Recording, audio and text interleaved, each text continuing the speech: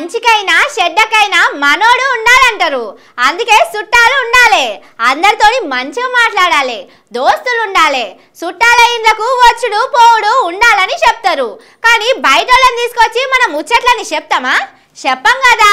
కానీ ఒకసారి మాత్రం అదే పని చేస్తున్నాడు. అదేందో ఆసుకుందాం పండి. రేవంత్ సారు ఎప్పుడు మాట్లాడినా తెలంగాణ కోసమే పని చేస్తున్నా, తెలంగాణ మంచి కోసమే రోజుకు 18 గంటలు పని చేస్తున్నానని చెప్పుకుంటాడు. సార్కు తెలంగాణ మీద బాగానే పైరం ఉన్నది కావచ్చునని అందరూ అనుకుంటున్నారు. కానీ సార్కు తెలంగాణ మీద ఉన్నదో లేదో గాని పక్క రాష్ట్రాల మీదనే బాగా మనసు కొట్టుకుంటున్నది. తెలంగాణ మీద కొట్లాడినోళ్ళనే తెచ్చి పక్కకు పెట్టుకుంటుండు. కృష్ణానది నీళ్ళన్నీ ఆంధ్రాకే ఇయ్యాలని మొన్నటి దాకా కొట్లాడిన ఆదిత్యనాథ్ దాస్ అనేటైనను తెచ్చి దగ్గర కూర్చోబెట్టుకున్నాడు. ఇప్పుడు ఇంకో మనిషిని కూడా తెచ్చుకున్నాడు. పక్క రాష్ట్ర పైనే శ్రీనివాసరాజు అని ఓ ఆఫీసర్ ఉన్నాడు.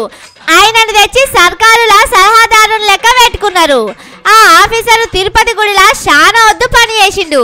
అటెనక వేరే కాడికి తోలే వరకు నౌకరి బంద్ చేసిండు. పాపం శ్రీనివాస్ సారు నౌకరి బంద్ చేసి ఉట్టిగా ఉంటున్నాని రేవంత్ సార్కు మస్తు బాధైనట్టున్నది. తెలంగాణలో పొలగాండ్లకు ఇస్తున్న కొలువులు ఏమో గాని ఇట్లా పక్క రాష్ట్ర పైన వాటికొచ్చి సలహాదారుని కింద పెట్టుకున్నాడు.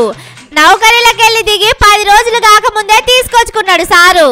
కానీ తెలంగాణలో మస్తు మంది ఆఫీసర్లు ఉన్నారు. పెద్ద పేరు తెచ్చుకొని కొలువు బంద్ చేసిన వాళ్ళు చాలా మంది ఉన్నారు. అందరినీ పక్క రాష్ట్రంలోకి వెళ్ళి ఎందుకు పట్టుకొచ్చుకుంటున్నాడో సమజైతలేదు. సారల గురువు తోలిస్తున్నాడా లేకపోతే రేవంత్ సారే ఎత్తుకులాడి పట్టుకొచ్చుకుంటున్నాడో తెలుస్తలేదని తెలంగాణ ఆఫీసర్లు అంటున్నారు. కానీ ఆకునూరి మురళి అనేటాయన మాత్రం అందరికంటే ఎక్కువ బాధపడుతున్నాడట. అందరికీ ఇస్తున్నాడు, నా గురించి పట్టించుకుంటలేడు.